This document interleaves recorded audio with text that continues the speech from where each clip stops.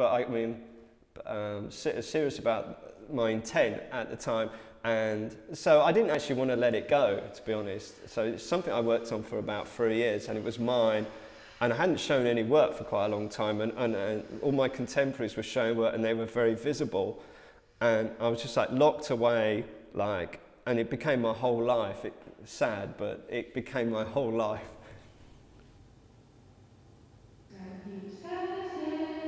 Welcome to Scrap Heap Services, a cleaning company that cares because you don't.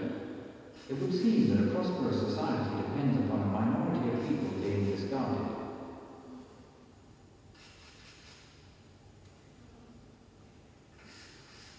Only when there is a universal realization that discarding people is fundamentally antisocial and unacceptable will we see an end to this. Scrap Heap Services consider it important that any people that are discarded are swiftly and efficiently cleared away, and this is our duty of care. Why put up with unsightly people who are such a burden on your resources when you can turn to the Scrap Heap Services range of people-controlled products? Bin it. Help us to help you dispose of people who no longer play a useful role in life.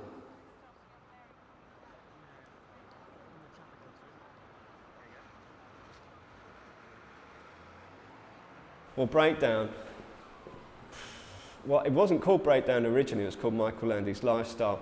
And it was an idea, after I did Scrap Heap Services, I remember, you know, I had my own place to live, I had my own furniture, I had some money in my bank account, and then I sort of thought about how am I going to screw all this up? Like how, you know, I've got this fund, what does this all mean? That I can now buy suits for £1,000, and you know, I started to think about that, and then it just came to me that I wanted to destroy all my personal belongings. And then 3 years later, I ended up with Breakdown on Oxford Street.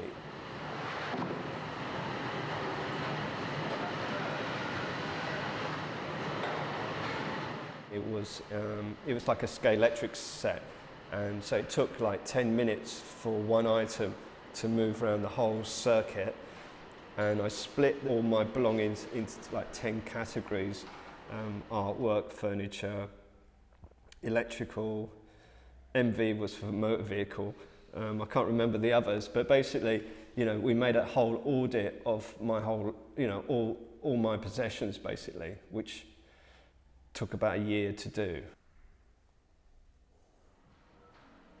So, like in the end, we had like 7,227 things, and well, I mean, the idea was, I mean, it was the piece of work was based on a material reclamation facility, which basically takes things of value out of the waste stream. And so, I mean, Breakdown was still with all sorts of different issues. I mean, consumerism, recycling. Within no time at all, you just kind of, it became the norm actually. And you know, I'd get on the tube, then walk down Oxford Street and look at all the new VCRs and DVD players, and then go in and destroy my own personal belongings. So it became a job in a way. And then every now and again, you know, you'd pick up something from the conveyor belt, and I think, oh yeah, and put it back down again. So I'm asking an idea about consumption, and obviously it will have ramifications for the rest of my life in some respects. I've got rid of my artist's archive, so some things can never be replaced. But I see it as a really joyous occasion. I mean, we had about 50,000 people come throughout the 2 weeks, and we could have just sat around talking about it all day, really, because it was like really, it was very, people just wanted to know so much information. You know, every day would be a different thing, really. Something else would occur. So somebody tried to steal my Chrysophilia print, but my friend Clive managed to grab it off him, and this guy wouldn't let, you know, he thought it was like because I was getting rid of it, somehow he, you know, I didn't want it anymore, so he could have it. I mean, the artwork was, I guess, was the thing that I got most criticised for, and I mean, the majority of the artwork was my own artwork, but I had been given artworks by a friend, and the Chrysophilia print is actually something I won in Time Out, I phoned, they said, who won 1997 Turner Prize, and that was my girlfriend, Gillian Waring, and so I phoned in and just left a message saying, Gillian Waring, I won a Chrysophilia print.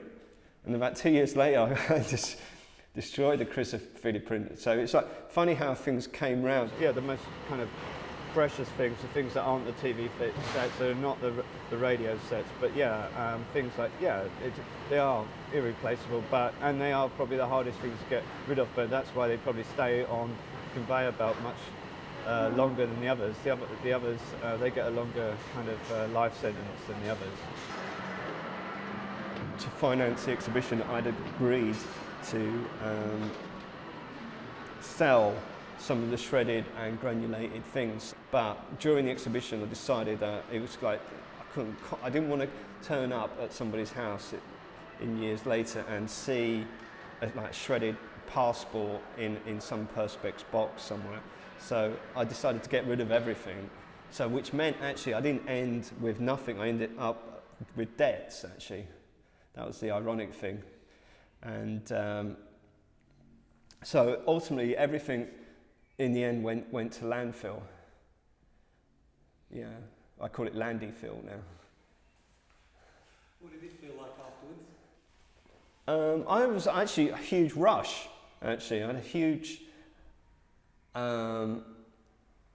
yeah, I was on cloud 9, I think. So, yeah, but obviously I'd set myself, I'd really dug myself a deep hole about what I could do next, because obviously I'd negated everything was like, and it took a long time because I just wasn't interested in making artworks. I didn't see the point in it, and it took about a year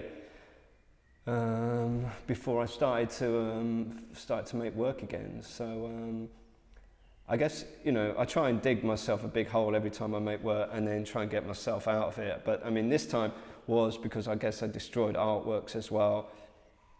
So I didn't there was no anticlimax to it at all. It was, yeah, it was a kind of, I knew during the time that I'd probably been known as that bloke. They probably wouldn't even remember that bloke who destroyed all his belongings. And I knew that that's every time anybody ever mentions my work, that's the first thing they're going to mention. But I didn't mind that. So, and I still don't mind people mentioning it to me every now and then. I still bump into people and they'll talk about it. So, yeah.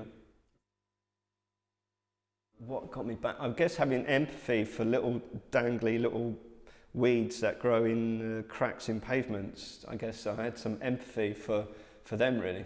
Yeah, I became very interested in, I guess it like all things, I mean, I kind of look at